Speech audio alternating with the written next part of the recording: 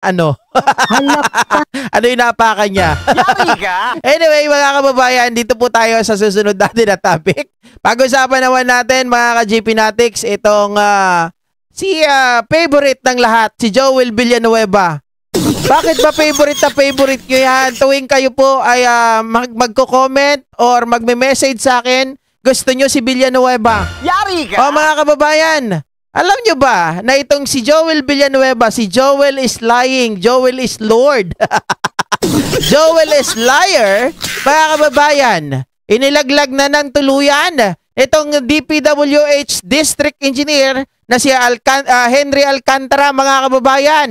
At ang sinasabi nito, walang iba, ang pumipilit po sa kanya, mga kababayan, sa mga proyekto ay walang iba, si Joel Villanueva. Oh. Sa gitna ng flood control scandal, isa na namang video ang lumutang sa tila ugnayan ni na Senador Joel Villanueva at controversial District Engineer Henry Alcantara. Yan ang agenda report ni Dexter Ganibe ng Abante. Hindi lang po bilang District Engineer. Yan ang throwback video ng talumpati ni Nooy DPWH Bulacan First District Engineer Henry Alcantara sa inaugurasyon ng pagsasaayos ng Bambang Bridge sa Bukawi, Bulacan at ng bagong Pagoda View Deck. Dito, ikinuwento ni Engineer Alcantara ang pangungulit sa kanya ni Senador Joel Villanueva para sa kakailanganing budget upang maayos ang tulay at maitayo ang view deck sa tabi nito. Oy, ikaw naman pala nangungulit talaga, Joel eh. Diba? Magkano pa ang kailangan natin dyan? Siguro mga kababayan, tanong ng tanong, kailangan natin kasi malaman kung magkano yung kailangan pa natin para ako ay makapag-propose pa ng mga project para mahingian natin ng budget. Makapag-propose ng budget para mahingian natin ng budget. Kunwari ang budget, mga kababayan, ang propose na proyekto ay si ganito o kaya ganito. Tapos ang presyo ay 50 million, hihingi ng 100 million. Yari ka? Pag po nakausap ako kay Sen, ano ba yun, kulang natin dyan. Kasi talaga po kinukulit siya. Anyway, ito na po tayo ngayon. Oy, kinukulit daw talaga, mga kababayan. Kapag kinakausap ako ni Sen, ano kaya magkano pa ang kulang natin dyan? Kasi talaga pong kinukulit siya. Anyway, eto na po tayo ngayon, isang matatag na proyekto na inilaan ng ating butihing senador at ng kanyang pamilya. Kala ko pa hindi ka kilala. Bakit ipinagmamalaki ka pa ni District Engineer? Yari ka?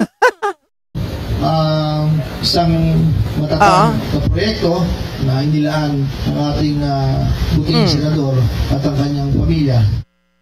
Sa report ng Philippine News Agency, kabuang 68.84 million pesos ang nilaang budget para sa nasabing proyekto. Oy, ang laki naman, 68.84 million. Completed Bambang Bridge sa Bulacan. Ang lahat ba nagamit? Yari ka? Yan ang proposed budget, ha? Yan ang budget na ibinigay. Na sinimulan noong 2019.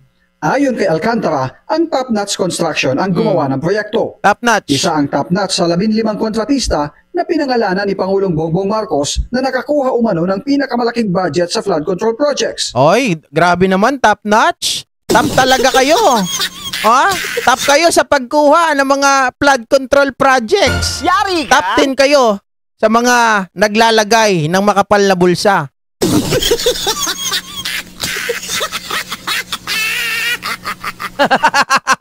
Sabi ni Melchor Ilagan, sensya na ka-GP, hinay-hinay lang ako sa pagkomento, baka magalit na naman sa akin si Lolo Mets. Bakit naman magagalit sa'yo si Lolo Mets? Hindi naman si Lolo Mets dito, sa kabila si Lolo Mets. Ito ay YouTube. Yari ka? Diba? Una nang dumistansya si Villanueva sa issue ng maanumalyang flood control projects na nadiskubre sa Bulacan. Naglabi po ba ako sa inyo ng kahit na ano o kahit isang flood control project, contractor, etc. in my public service career?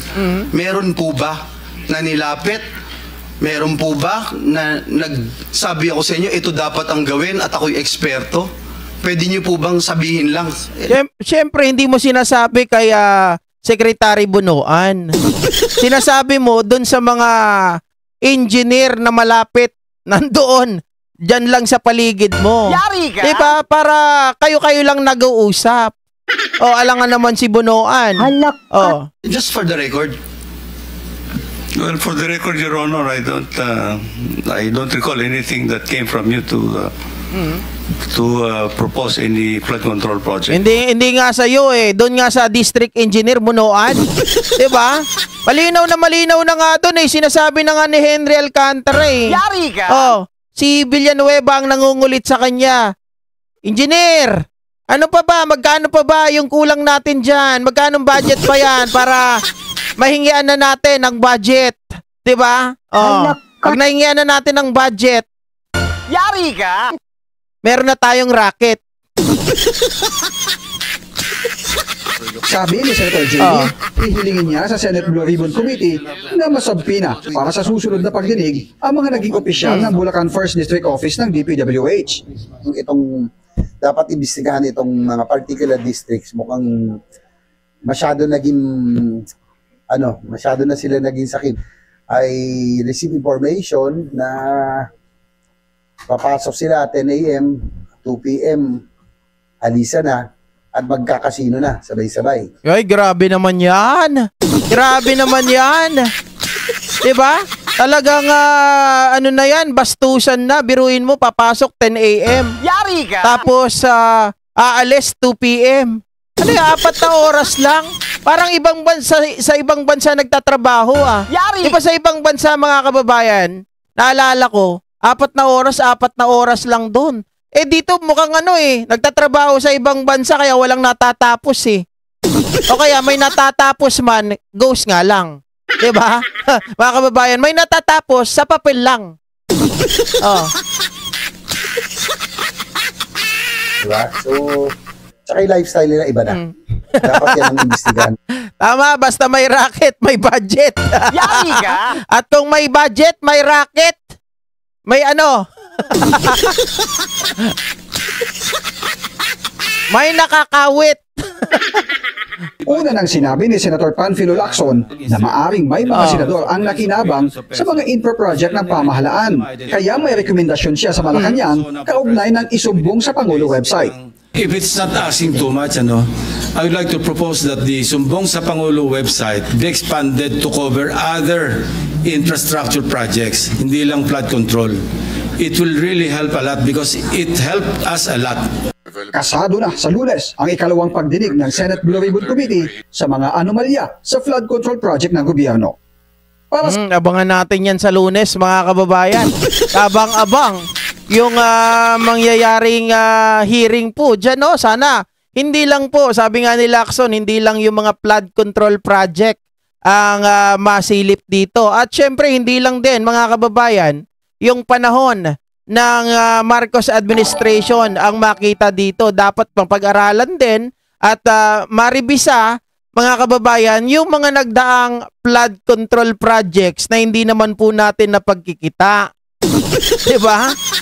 Ay, ma'am, salamat Ma'am Leticia Fernando sa pag-share ng blessings. Ikaw talaga, Nabawi niya na daw yung account niya, mga kababayan. Sabi ni Corazon Taiko, dami na nga nakinabang. Paulit-ulit na lang kayo, wala naman nangyayari. Merong nangyayari, mga ka-GPnatics. Kasi syempre, sabi ko nga po sa inyo, sa lalim po, mga kababayan, sa lalim po ng mga nangyayari na yan, sa lalim po ng mga koneksyon, hindi mo basta-basta mahalungkat kasi sila mismo nagtatakipan. Pero kung ang Pangulo hindi nagsalita, si Lacson hindi nag-privilege speech, mga kababayan, at ngayon, di ba yung nangyari kay Leandro Libiste, ay hindi po lalabas ang lahat. Dahil nga sa pangyayari na yan, may posibilidad, mga kababayan, na maging state witness. Etong si District Engineer Calalo ay mapapangalanan yung mga ibang nagtatago dyan, yung mga kunwari walang kinalaman, walang kakilala, na sila naman pala yung mga promotor. Diba? Alright? For the record, expert sa pagnanakaw, sabi ni Marisa Zunukawa. Yari ka! Anyway, mga kababayan, maraming salamat po muli sa inyong lahat. Sa pagsama nyo po sa gabi-gabing talakayan natin. Pasensya na kayo kung 8:30 tayo napipili na mag-live ngayon sapagkat yun ang nakikita ko, mga kababayan, na wala akong kasabay. Okay? At medyo kahit papano nare-relax yung mata ko, mga kababayan, at hindi po ako nagra-rush, 'di ba? So, maraming salamat po muli sa inyong lahat at mag-ingat po kayo at syempre, enjoy nyo po ang araw ng Sabado at Linggo, mga kababayan. Bye guys!